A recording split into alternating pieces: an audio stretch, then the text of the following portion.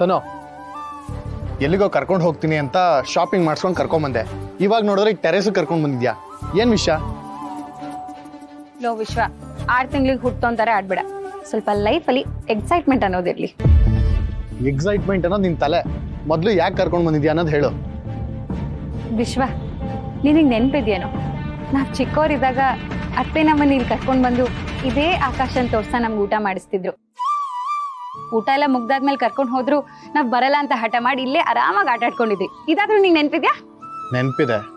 ಇವಾಗೇನು ಮತ್ತೆ ಅದೇ ಕುಂಟೆ ಬಿಲೆ ಜೂಟಾಟ ಆಡಕ್ಕೆ ಕರ್ಕೊಂಬಂದ? ಗೊತ್ತರ್ಲೆ, ಇವಾಗ ಆಟ ಆಡೋ ವಯಸ್ಸಲ್ಲ ಅಂತ ನಂಗೂ ಚೆನ್ನಾಗ್ ಗೊತ್ತು. ಇಲ್ಲ ನೋಡು,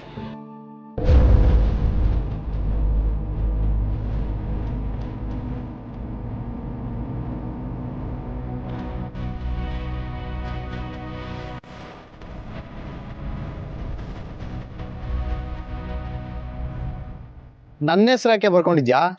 ಲೋ ವಿಶ್ವ, ಬರ್ಕೊಂಡಿರೋದಲ್ಲ, ನಿನ್ ಹೆಸರು ಸದಾ ಕಾಲ ಹೀಗೆ ಇರ್ಲಿ ಅಂತ ಹಚ್ಚೆ ಹಾಕ್ಸ್ಕೊಂಡ್ ಬಂದಿದೀನಿ.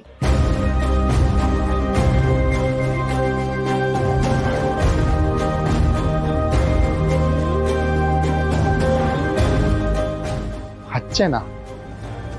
ನಿನ್ಗೇನು ಹುಚ್ಚಿಡ್ದಿದ್ಯಾ?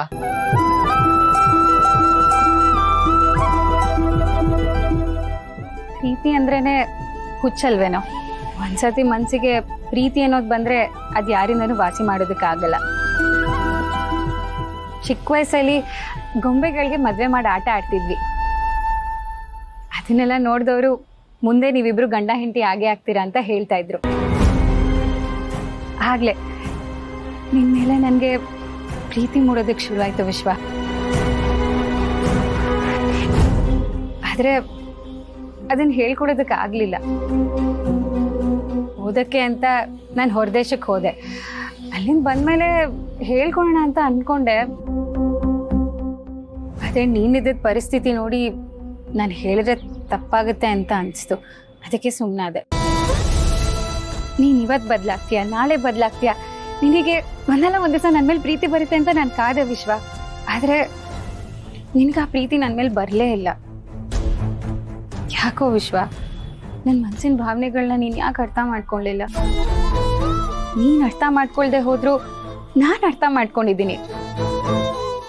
ಈ ಜನ್ಮದಲ್ಲಿ ಮಾತ್ರ ಅಲ್ಲ, ಎಲ್ಲ ಜನ್ಮದಲ್ಲೂ ನೀನೇ ನನ್ನ ಗಂಡ, ಜೊತೆಗಾರ ಅಂತ ಡಿಸೈಡ್ ಮಾಡ್ಕೊಂಡಿದ್ದೀನಿ ವಿಶ್ವ. ಆದ್ರೆ ಆ ಪ್ರೀತಿನ ಹೇಗೆ ವ್ಯಕ್ತಪಡಿಸ್ಬೇಕು ಅನ್ನೋದು ನನಗೆ ಗೊತ್ತಿಲ್ಲ. 3 ಪದಗಳಲ್ಲಿ ನಿನಗೆ ಹೇಳ್ತೀನಿ.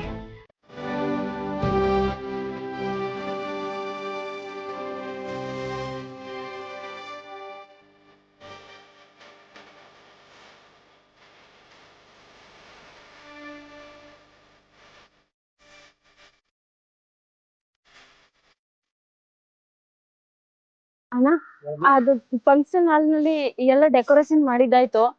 ದೇವ್ರ ಎಲ್ಲೈತೆ ಅಂತ ಹೇಳಿದ್ರೆ ಹೂವು ಹಾಕ್ಬಿಟ್ಟು ನಾವು ಹೊರಡ್ತೀನಿ.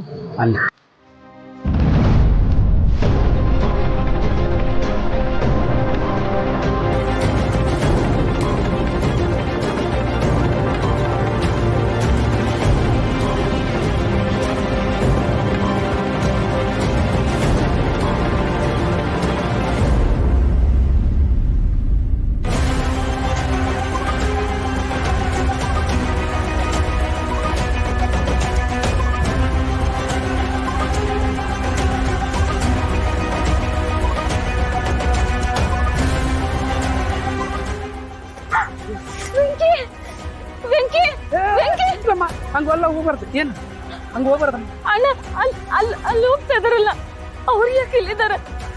ಏನಾಯ್ತು? ಅವನು ಒಂದು ಆಕ್ಸಿಡೆಂಟ್ ಕೇಸ್ ಮೇಲೆ ಜೈಲಲ್ಲಿದ್ದಾನಮ್ಮ.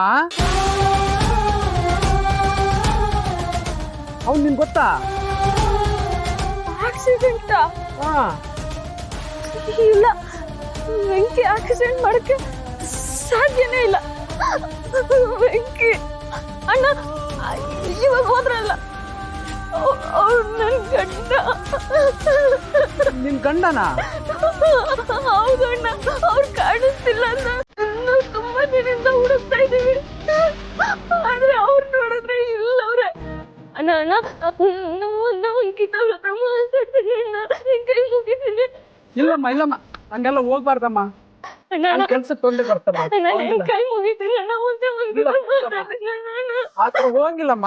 ಅಣ್ಣ, ಅಣ್ಣ, ಹಂಗೆಲ್ಲ ಹೋಗ್ಬಾರ್ದಮ್ಮ, ಹೋಗ್ಬಾರ್ದು. ಅಣ್ಣ, ಅಣ್ಣ, ನನ್ ಒಂದೇ ಕೆಲ್ಸಕ್ಕೆ ತೊಂದ್ರೆ ಆಗ್ತಮ್ಮ, ಹೋಗ್ಬಾರ್ದು.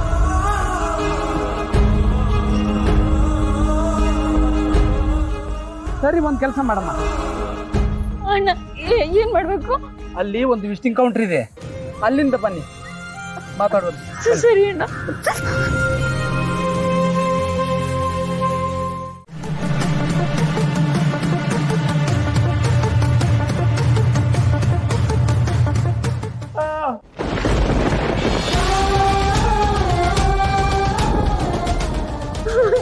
ವೆಂಕಿ,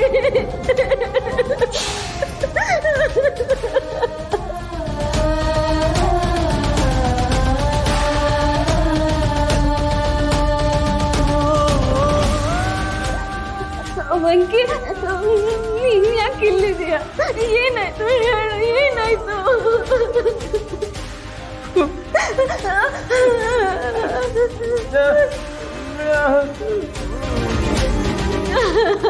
ಅಯ್ಯೋ